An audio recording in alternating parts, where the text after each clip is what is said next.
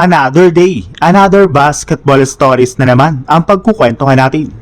At ngayon nga ay pag-uusapan natin ang balitang plano ng adapo ng Golden State Warriors na pabalikin na sa kanilang lineup ngayong off-season si Klay Thompson. At ang balitang may bagong veteran player na adapong kukunin ngayon ang Philadelphia 76ers na magpapalakas ng gusto sa kanilang lineup sa darating nilang kampanya. Ibinulgar na nga po ng isang NBA insider mula sa loob ng Golden State Warriors na wala na nga pong balak pa ang kanilang front office na gumawa dito ng isang blockbuster trade. Mas magpo-focus na lang naman nga po sila sa pagkuha ng mga bagong players na available ngayon sa free agency market at maging sa buyout market.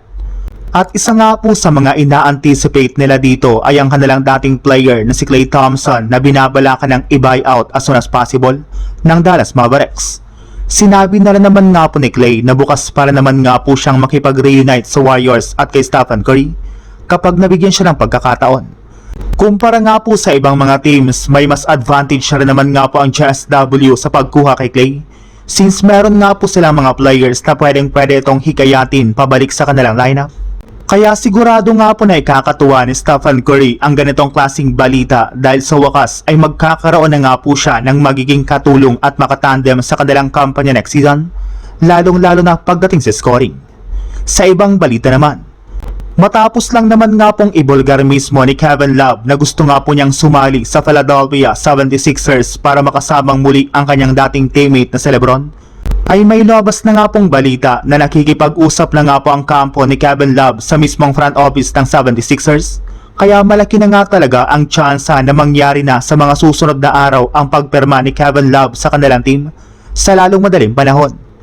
Inamin na rin naman nga po ng Sixers na isang big man rin naman nga po ang kanilang hinahanap at hinihintay bago marangkada ang kanilang lineup sa darating na season, at sakto naman nga po si Kevin Love sa kanilang hinahanap na bagong backup center ni Joel Embiid. Bukod nga po sa hindi ito mahihirapan na maglaro kasama si LeBron, ay malaki rin naman nga po ang may tutulong nito sa team gamit ang kanyang shooting sa mid-range at sa 3-point line. Hindi para naman nga po nawawala ang rebounding at husay nito pagdating sa paggawa ng play, since maayos rin naman nga po itong nakakagawa ng mga screen sa kanyang mga teammates, kaya mas mapapalalim pa nga talaga nito ang bench ng 76ers kung sakasakali man na matuloy ang pagkuha nila sa kanya ngayong off-season.